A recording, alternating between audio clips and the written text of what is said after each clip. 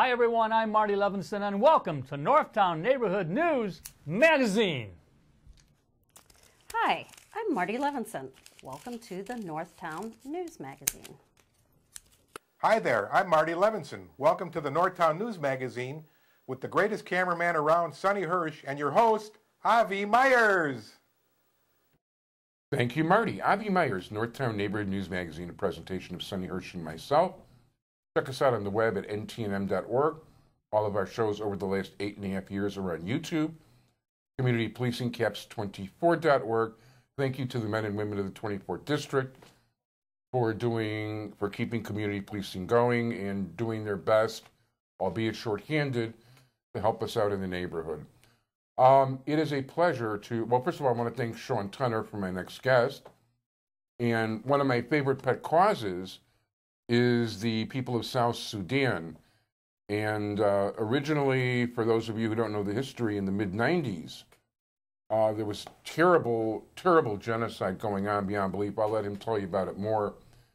And I was so upset that the Clinton administration didn't get involved. I mean, I understand not getting involved in certain things, but this was outright, well, I'll let him tell you. He knows better than me firsthand. And it is a pleasure to have from the Lost Boys of Sudan, who's also involved in the South Sudan Community Center. Did I get the name right? Yeah, yes. Is Peter Magai Bul. Thank you so much for being here. Thanks for having me, Mr. Mayor. My pleasure. And you call me Avi. And by the way, great suit. I really love it. Oh, thank you. Thank you. So tell us about the Lost Boys of Sudan. Well, the Lost Boys are actually the children from Southern Sudan who were displaced during the 90s. We had a war started, in 1983. That war actually didn't reach our villages until, the 80s. So, because the government came and attacked people just like they are doing it now in Darfur and Nuba Mountain, that war actually forced us to leave the country. And I left Southern Sudan at the age of 7. That was in 1988. It wasn't an easy journey. We walked on barefoot 1,000 miles all the way to Ethiopia. How far is that?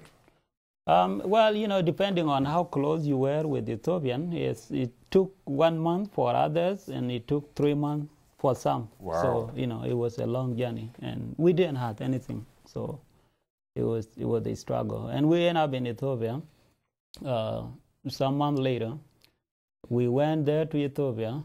There was nobody there for us. We were just children between the age of 5 to the age of 12. The older one have to take care of the younger one. We struggled in Ethiopia for 4 years. But then in 1991, the Ethiopian government was overthrown, and now you have the new government that didn't want us there. So we were attacked. So we tried to go back to our country, but our government was there waiting for us, and we got attacked. So we crossed at the border and ended up in Kenya in 1992. We lived in a refugee camp for 9 years. Wow. But luckily in 2001, about 3,800 of us were allowed to come to the United States, and I was one of those lucky who made it to the U.S. in 2001. So I'm here in Chicago with 150 other Lost Boys. Ah, so you are the Lost Boys. Yes, I am. And do you have a headquarters? Is there a headquarters to the organization, or do you have a meeting place, or? No, we are actually scattered in 38 states within the United States, and we usually have reunion and conference and meeting, social activities such as wedding, and we normally choose the center. For instance, this last weekend I was in Iowa, Des Moines, Iowa, because we had a wedding there, and that wedding brought us together from different parts of the United States. Some even came from Africa, Australia, and Canada. Wow. Yeah, so I would say Iowa hosts most of our events because it's at the center. Interesting.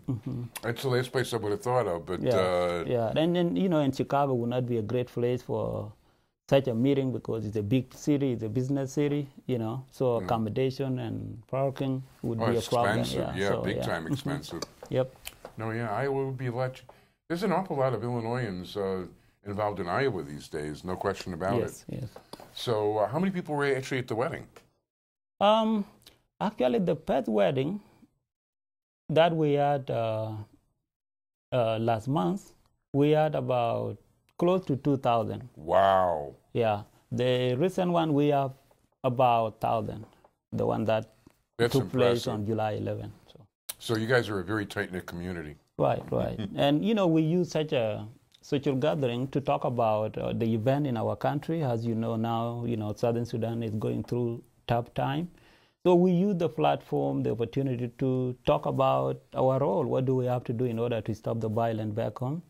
How are we doing here in the United States? And, and then we have Lost Boy that we haven't had a chance to see each other for the last, nearly 15 years we have been in the United States. So it's always a good reunion, to see people we used to know back in the refugee camp. So, no, definitely, and that's got to be 11 years. I mean, in a refugee camp, that's right. Mm-hmm. That's a long, long time. Long. So I know you're also involved with the South Sudanese Community Center. Yes.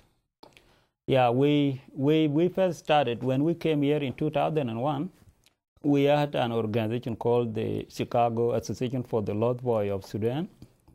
And this organization was formed by the American volunteer who welcomed us to Chicago, help us with different needs. We used to gather at St. Paul by the lake in Rogers Park here every Thursday.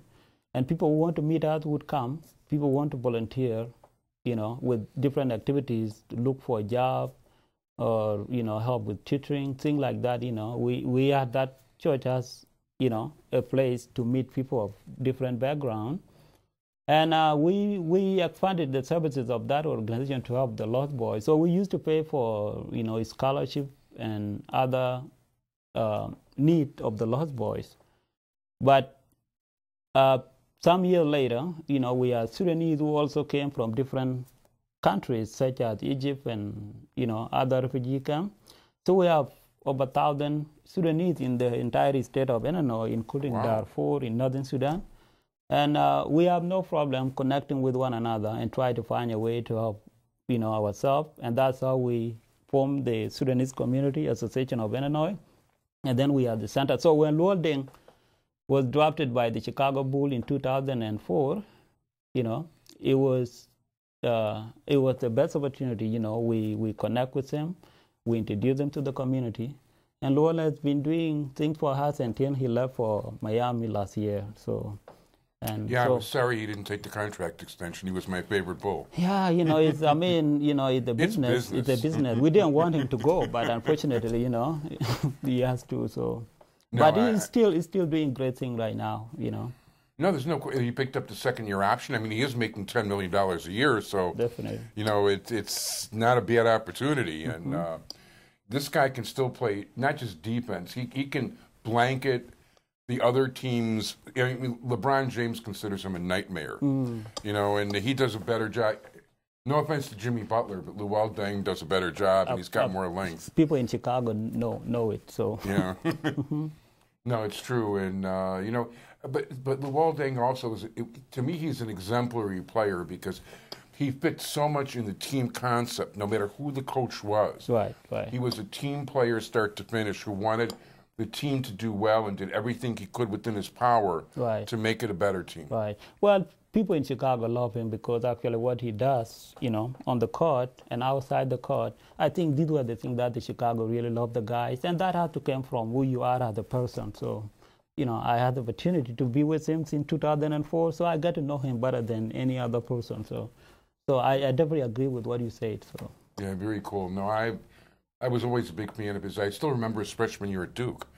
So he was actually considered the second best high school player in the country coming in, and I thought the Bulls were really lucky to get him 7th or 8th in the draft because I thought he was going to go number 2 or number 3. Right. I was hoping they were going to take him with the pick number 3. They took Ben Gordon instead. He could shoot, but he's not Luoldeng, that's for sure. If people would like to contact one of the Sudanese organizations and lend a hand in any way they can, who would they contact? Well, I've been, it's been a blessing to be in Chicago here with all the things that we have been doing all this year since I came to Chicago. I made a commitment, to go to wherever I'm invited to speak about our history from elementary school to high school to universities. And this is the work that I've been doing since I came here. Now we have Shantena, who is also working with me. And we have to stay the course. As you know, the conflict that is taking place in southern Sudan right now is very devastating to us, especially those of us who have done everything to make sure we secure our country. And now we have, a world is new at country, the Republic of Southern Sudan.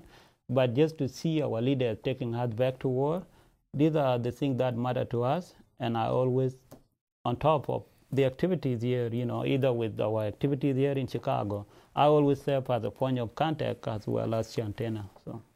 And but there are websites. I mean, there's on Facebook. There's the Lost Boys of Sudan, right, and the South Sudanese Community Center, right. So those you can find. I also want to point out too, because we mentioned this off the year, for those of you who don't realize how horrible the genocide has been, your country has lost 2.5 million people who were butchered. Right. Well, with regard to the conflict that is going on back in the country right now, President Obama is going to Africa on July 24th. He's going to meet with leaders from the region. And I just think this would be the best opportunity for our president, to really find a way to stop that conflict. We have over 2 million now who are displaced in a refugee camp. We have already lost tens of thousands, in less than 2 years. And half of the population now are without food. So, it's a crisis that really needs the world attention and leadership. And I personally believe President Obama, could do anything given the fact that now he's going to the region and he's going to meet with the leaders of the region. So this is the best opportunity for we, the Americans, who have done everything in our power to make sure that country got it independent. Right. At this point, we really are out of time. I actually let you run a little long because I didn't want to cut you off. It was very interesting.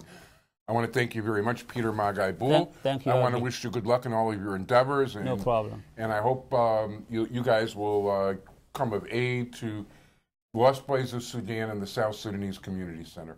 Thank you so much.